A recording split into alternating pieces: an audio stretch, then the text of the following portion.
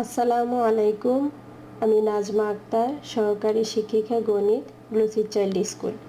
প্রিয় শিক্ষার্থীরা, তোমরা কেমন আছো? আশা করি ভালো আছো। আলহামদুলিল্লাহ, আমিও ভালো আছি। আজকে আমি আলোচনা করব তৃতীয় শ্রেণীর প্রাথমিক গণিত অধ্যায় 5-এর ভাগ সম্পর্কে। কিভাবে ভাগ করতে হয় এবং ভাগ সম্পর্কিত কিছু অঙ্কের সমাধান নিয়ে। প্রথমে আমরা জেনে নিই ভাজ্য, ভাজক, ভাগফল এবং ভাগশেষ কাকে বলে। প্রথমেই দেখো ভাজ্য। যে সংখ্যাকে ভাগ করা হয় তাকে ভাজ্য বলে। ভাজক। যে সংখ্যা দিয়ে ভাগ করা হয় তাকে ভাজক বলে। ভাগফল। ভাগ করে যে ফলাফল পাওয়া যায় তাকে ভাগফল বলে। ভাগশেষ। ভাগ করার পর শেষে যে সংখ্যা অবশিষ্ট থাকে তাকে ভাগশেষ বলে। তোমরা মনে রাখবে, ভাজক ভাজ্য থেকে ছোট হবে এবং ভাগশেষ অবশ্যই ভাজক থেকে ছোট হবে। তো শিক্ষার্থীরা দেখো, আমি ভাগ অঙ্কটা কিভাবে করেছি তোমরা খেয়াল করো। 1 নম্বরে দেখো, 7 দিয়ে এখানে 84-কে ভাগ করব। তো 7 হলো এখানে ভাজক, 84 হলো ভাজ্য। যে ফলাফলটা আমরা পাবো সেটা ভাগফল, আর অবশিষ্ট যেটা থাকবে সেটা হলো ভাগশেষ। এখন দেখো, এখানে ভাজ্য 84, ভাজক 7। প্রথমে আমরা দেখব এখানে 7 এক অঙ্ক, এখানে 84-র মধ্যে দেখো প্রথমে 8, 8-এর মধ্যে 7 কতবার আছে দেখো।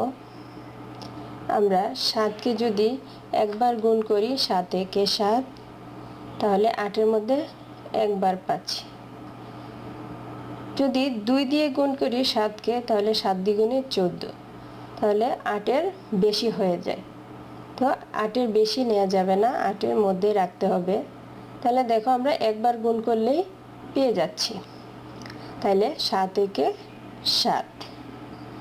এবার দেখো 8-এর বরাবর 7 বসিয়েছি। এখন ভাগের ক্ষেত্রে বিয়োগ করতে হয়, তো আমরা 8 থেকে 7 বিয়োগ করলে পাচ্ছি 1। তো এখানে আরেকটি সংখ্যা আছে, এটাকে আমরা নামাবো, তাহলে পেলাম কত? 14। এখন 14কে 7 দিয়ে ভাগ করব। 14কে যদি 7 দিয়ে ভাগ করি, তাহলে দেখো 7 দ্বিগুণে 14, তাহলে 14-র মধ্যে 7 দুইবার পাচ্ছি, 7 দ্বিগুণে 14। তাহলে দেখো এখানে 14 বসালাম, তাহলে বিয়োগ করি। দেখো 4 থেকে 4 বিয়োগ করলে 0, 1 থেকে 1 বিয়োগ করলে 0, তো একবার লিখলে হয় 0। তাহলে আমরা দেখো এখানে ভাগফল পেলাম 12, আর দেখো নিঃশেষে বিভাজ্য হয়ে গেলে এখানে 0 থাকে, অবশিষ্ট থাকে না, তাহলে ভাগশেষ 0। সুতরাং ভাগফল আমরা কি পেলাম? 12। 2 নম্বর ভাগটা খেয়াল করে দেখো, এখানে 8 দিয়ে 97কে ভাগ করতে হবে। তো দেখো এখানে 9, 9-এর মধ্যে 8 কতবার আছে? 8 একে 8, দুইবার গুণ করলে বেশি হয়ে যাবে, 8 দ্বিগুণে 16, তাহলে একবারই যাচ্ছে, 8 একে 8। তা 9 থেকে 8 বিয়োগ করো, দেখো 1, তারপর 7 নামালাম নিচে, 17। 17-এর মধ্যে 8 কয়বার আছে? 8 দ্বিগুণে 16, দুইবার পাচ্ছি, তাহলে 2, আর এখানে বসাবো 16। তাহলে 17 থেকে 16 বিয়োগ করো 1। এখন তোমরা দেখো আমরা এখানে ভাগফল পাচ্ছি 12, আর দেখো নিঃশেষে বিভাজ্য হয়নি, অর্থাৎ অবশিষ্ট আমরা পেয়েছি। অবশিষ্ট পেলাম কত? 1। তাহলে ভাগফল 12, অবশিষ্ট 1।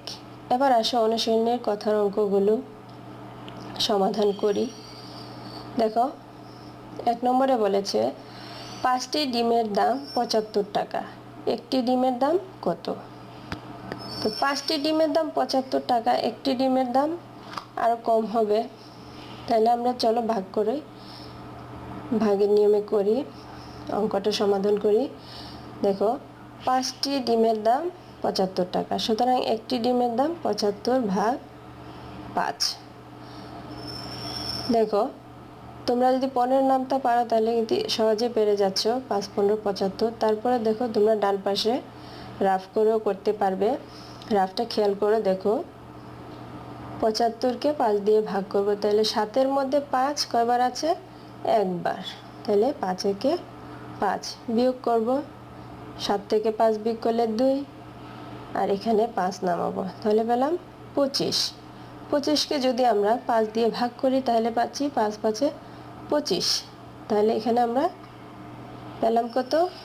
ভাগফল 15, আর এখানে ভাগশেষ বিয়োগ করলে 25 থেকে 25 বিয়োগ করলে 0। তাহলে কত হলো? 25 15 টাকা।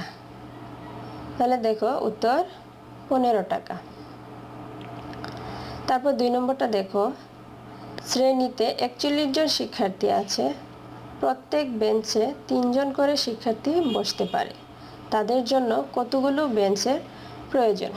মনে করো তোমাদের শ্রেণীতেই 41 জন শিক্ষার্থী আছে, একটা বেঞ্চে, প্রত্যেক মানে একটা বেঞ্চে 3 জন করে বসতে পারে, তাহলে কতটা বেঞ্চ লাগবে 41 জন বসার জন্য? চলো দেখি। 3 জন শিক্ষার্থী বসে একটি বেঞ্চে, সুতরাং 41 জন শিক্ষার্থী বসে 41 ভাগ 3। তাহলে ভাগটা করো, দেখো রাফে। দেখো 41কে 3 দিয়ে ভাগ করব, 4-এর মধ্যে 3 কতবার আছে? একবার।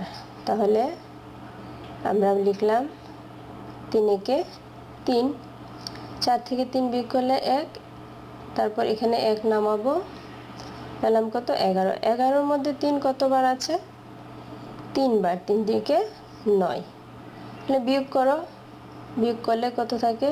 11 থেকে 9 বিয়োগ করলে থাকে 2। তাহলে অবশিষ্ট এখানে থাকলো 2, ভাগফল 13। তাহলে 13 অবশিষ্ট 2। এখন 13টা বেঞ্চ, আর অবশিষ্ট 2-এর জন্য আরও একটা বেঞ্চের প্রয়োজন। দেখো অবশিষ্ট 2 জনের জন্য আরও একটি বেঞ্চের প্রয়োজন। তাহলে মোট বেঞ্চের প্রয়োজন কত? 13-র সাথে 1 যোগ মানে 14টি। তাহলে আমরা পেলাম কত? 14টি। উত্তর 14টি বেঞ্চ। তারপর দেখো 3 নম্বরটা, 83টি পেন্সিল ও 7 জন শিক্ষার্থী আছে, যদি তাদেরকে পেন্সিলগুলো সমানভাবে ভাগ করে দেওয়া হয় তবে প্রত্যেক শিক্ষার্থী কয়টি করে পেন্সিল পাবে? তাহলে 83টা পেন্সিল 7 জনকে সমানভাবে ভাগ করে দিতে হবে। তাহলে চলো দেখি, 7 জন শিক্ষার্থী পায় 83টি পেন্সিল, তাহলে একজন কত পাবে? তাহলে দেখো 83কে 7 দিয়ে ভাগ করলে হয়ে যায়। তাহলে 83কে 7 দিয়ে ভাগ করলে দেখো 8-এর মধ্যে 7 কতবার আছে? একবার। তাহলে 7 একে 7 বিয়োগ করো, 8 থেকে 7 বিয়োগ করলে 1, তারপর এখানে 3 নিচে নামবে, নামালাম 13। 13-এর মধ্যে 7 কতবার আছে? এখানে একবার আছে, 7 একে 7 2বার হলে 14 হয়ে যাবে, তাহলে 13-এর বেশি হয়ে যাবে, তো 2বার করা যাবে না, তাহলে একবার, 7 একে 7। 13 থেকে 7 বিয়োগ করলে আমরা কত পাই? 6। তাহলে অবশিষ্ট এখানে 6, আর ভাগফল হলো 11। তাহলে 11 অবশিষ্ট 6। উত্তর প্রত্যেকে 11টি করে পেন্সিল পাবে, অবশিষ্ট থাকবে 6টি। তো শিক্ষার্থীরা বাড়ি কাজ দিয়ে তোমাদেরকে দেখো, বাড়ি কাজ সবগুলো অঙ্ক বাসায় চর্চা করবে। তা তোমাদেরকে দেখো, প্রথম দিকে আমি একটা ভাগ অঙ্ক করেছি, এখানে আরও অনেকগুলো ভাগ আছে, এখানে আমি 2টা ভাগ দেখিয়েছি, বাকি ভাগগুলো তোমরা নিজে নিজে করবে, ভাগ শিখবে কিভাবে করতে হয়, আর ক্লাসটা মনোযোগ সহকারে দেখবে, তাহলে সহজে বুঝতে পারবে। তো আশা করি তোমরা বাড়ি কাজগুলো করবে। গত পর্বে যে বাড়ি কাজগুলো দিয়েছি এগুলো আশা করি করেছো। তো আজকে এ পর্যন্তই। আগামী ক্লাসে 69 পৃষ্ঠা অঙ্কগুলো নিয়ে আলোচনা করব। তো ভালো থেকো সবাই, সুস্থ থেকো। ধন্যবাদ সবাইকে। আল্লাহ হাফেজ।